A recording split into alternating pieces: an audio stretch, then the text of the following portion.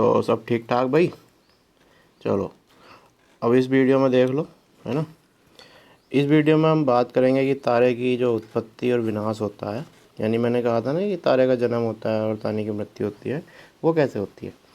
अगर आपसे क्वेश्चन पूछा जाता है कि तारा कैसे बनता है, मतलब किससे बनता है, तो उसका आंसर होगा तारा या तो नेबुला, इसे इंग्लिश में कहते हैं नेबुला और हिंदी में कहते हैं निहारिका।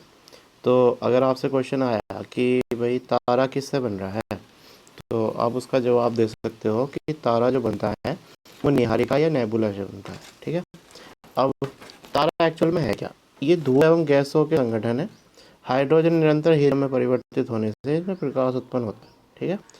और चलो अब उसके बाद देख लो तारे की अवस्थाएं हैं। तो सबसे पहले तारा जो है वो भ्रूण अवस्था में होता है, जिसे कहते हैं प्रोटोस्टार। उसके बाद वो परिपक्व हो जाता है। उसके बाद वो रक्त दानव, जैसे मैंने बताया ना कि देखो आकाशगंगा की बाह्य भुजा में भ्रूण तारा, उसके मध्यवर्ती भुजा में परिपक्व तारा, और उसके बाद जो तारा बनता है वो रक्त दानव या लाल तारा, ये सब कहाँ होता है, बीच में होता है। और लास्ट में क्या होता है, जब तारे के अंदर की एनर्जी ख़त्म हो जाती है तो उसमें एक विस्फोट होता है जिसे कहते हैं सुपरनोवा विस्फोट। ठीक है। अब तारे का जो हम पहचान करते हैं ना कि भाई वो भ्रूण तारा है, परिपक्व तारा है, तो वो उसके रंग से करते हैं, है ना। तो अगर मान लो कि उसका टेम्परेचर कम है ना, यानी वो कमज़ोर है, तो उसका रंग जो होगा वो कैसा होगा, लाल होगा। कैसा होगा, लाल होगा। यानी आपने भी देखा होगा कि जब आग जलाते हैं और वो अगर उसका रंग लाल रंग का है तो वो टेम्परेचर कम टेम्परेचर दिखाएगी। ठीक है।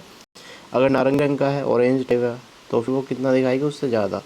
पीले रंग का है तो इतना, सफ़ेद रंग का है तो इतना। सबसे ज़्यादा टेम्परेचर दिखाता है वो नीला रंग दिखाता है। और यही क्वेश्चन पूछा गया है कि निम्नलिखित में से किस रंग के द्वारा जो तापमान है वो अधिक प्रदर्शित किया जाता है, तो वो नीला सबसे ज़्यादा, फिर सफ़ेद, फिर पीला। ठीक है। इस तरीके से एक क्रम है। उसके बाद देख लो, इसमें जब तारा लास्ट में होता है तो उसमें विस्फोट होता है, आपको पता है सुपरनोवा विस्फोट होता है। इसके बाद इसमें इलेक्ट्रॉन प्रोटॉन अलग हो जाते हैं, जबकि न्यूट्रॉन जो है बना रहता है वहीं जहाँ वो तारा था। ठीक है। यानी जैसे मान लो इसमें ब्लास्ट हुआ, तो ब्लास्ट होने के बाद ये न्यूट्रॉन, इलेक्ट्रॉन और प्रोटॉन निकल गए यहाँ, है ना। लेकिन इसके पास जो बचा वो न्यूट्रॉन बचा, है ना। और ये जो बचा न्यूट्रॉन, इसे ही कहते हैं न्यूट्रॉन तारा। तो न्यूट्रॉन तारा का जो कॉन्सेप्ट है वो सुपरनोवा विस्फोट के बाद है ना। चलो अब उसके बाद न्यूट्रॉन तारा सबसे अधिक चमकीला होता है। जब लास्ट में कोई चीज़ अपना एंड कर लेती है तो वो पूरी ताकत से जलता है। ठीक है।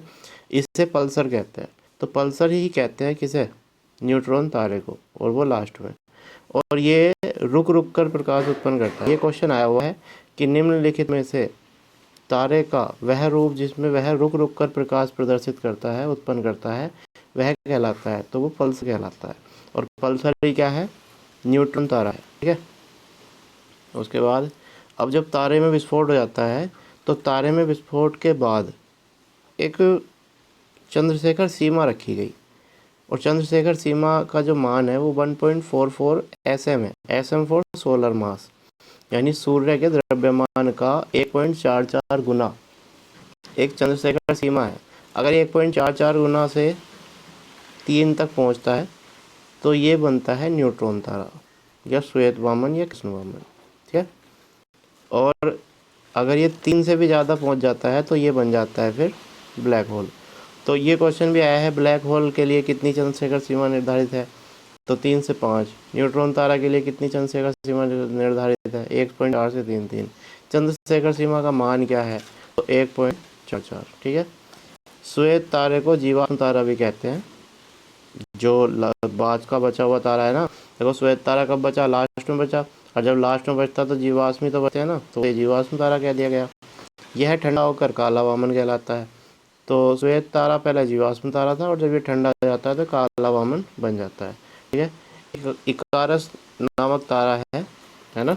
तो इसकी खोज की गई थी और ये सबसे दूर स्थित तारा है और ये नीले रंग का है ना। और इसे ही कहते हैं ब्लू सुपर जायंट। ठीक। ओके।